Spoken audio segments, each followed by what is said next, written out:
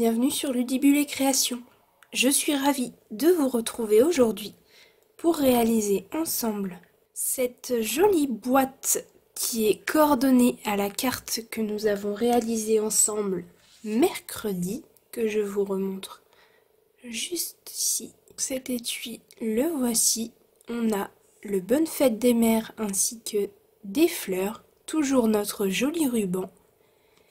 Et lorsqu'on le regarde sur le côté, voilà comment il se présente. Et à l'intérieur, j'y ai glissé un rouge à lèvres. Donc pour l'ouvrir, on retire tout simplement le ruban. Et voici ce que ça donne une fois que nous l'avons ouvert. Donc ici, on a le petit rouge à lèvres. Pour refermer, tout simplement, on vient refaire le nœud juste ici. Si vous souhaitez apprendre à réaliser cette petite boîte, je vous laisse me suivre. Le matériel pour réaliser cette boîte est sensiblement le même que celui utilisé lors de la vidéo de mercredi. Si vous ne l'avez pas vu, je vous la mets juste ici dans le petit i. Et comme d'habitude, la liste de courses se trouvera sur le blog. Aujourd'hui, on va donc réaliser la version coordonnée à cette carte. On va partir sur une base macaron à la menthe. Il vous faut un morceau de 8 cm par 20 cm, un deuxième morceau de 7,5 cm par 13 cm. Ensuite, il vous faut du papier imprimé, c'est toujours le même que mercredi. Il vous faut deux morceaux comme cela de 5,5 cm par 7,5. Ensuite, il vous faut deux morceaux comme cela de 2 cm par 7,5 cm. Et enfin deux carrés de 2 cm.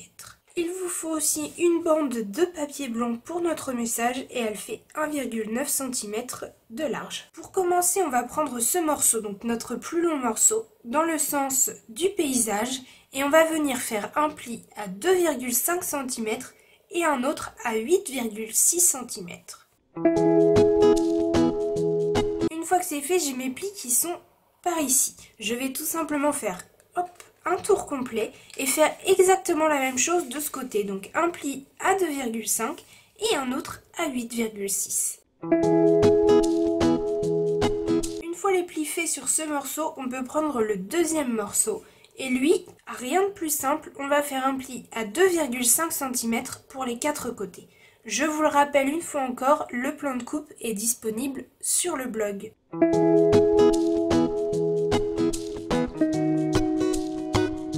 Maintenant que tous mes plis sont faits, je vais pouvoir venir coller tous mes morceaux de papier imprimé comme je les ai placés. Ensuite, je viendrai appuyer tous mes plis avec mon plioir.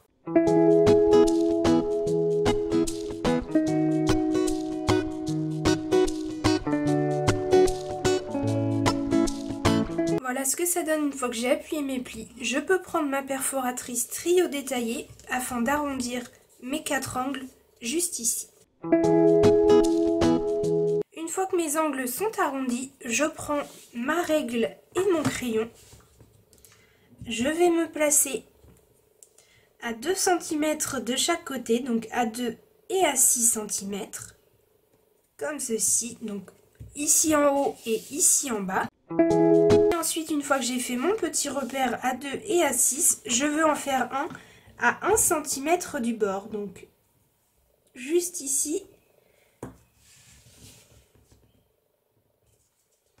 Et juste ici. Comme ça, je sais que je dois faire mon trou ici et ici.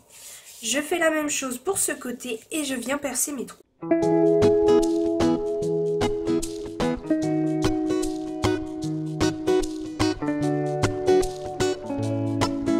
Voilà ce que ça donne une fois que mes trous ont été percés. Je peux mettre ce morceau de côté et je vais prendre la base de la boîte. Je me suis munie de ma paire de ciseaux. Je peux venir couper ici le long de la ligne de pli, faire un petit biais sur mon carré extérieur, même chose ici, je coupe le long de la ligne de pli et je fais un biais, et exactement la même chose ici en haut. Voilà ce que ça nous donne. Je prends ma colle et je vais tout simplement venir mettre de la colle sur mes rabats extérieurs comme ceci, que je vais venir rabattre tous les deux sous celui où il y a le papier imprimé.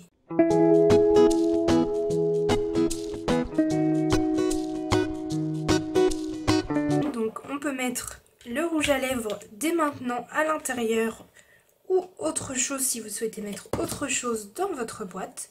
On peut reprendre la base qui est juste ici et on peut coller donc ce morceau au milieu de nos deux plis qui sont au centre de ce morceau.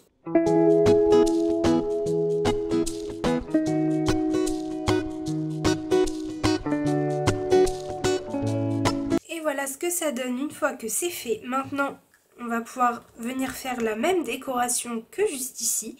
Donc on va venir tamponner notre grosse pièce fleurie du set de tampons fleurs enclavées que l'on va découper individuellement afin de faire une plus petite pièce. On viendra tamponner notre bonne fête des mères, le perforer des deux côtés. Je m'occupe donc de faire toute la décoration et on se retrouve une fois que notre étui à rouge à lèvres est terminé.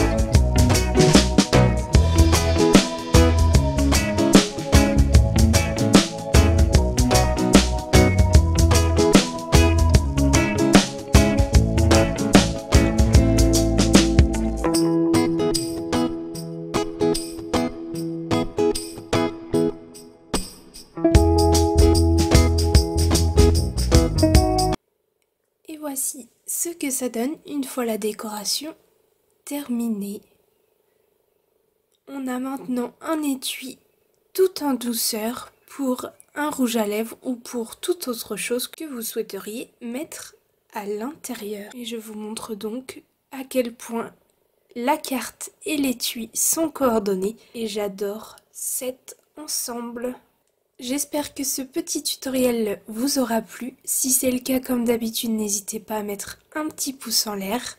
N'hésitez pas aussi à me dire quelle est votre version préférée dans les commentaires, soit la version macaron à la menthe, soit celle en horizon de bruyère. Et nous, on se retrouve mercredi pour le prochain tutoriel. À bientôt!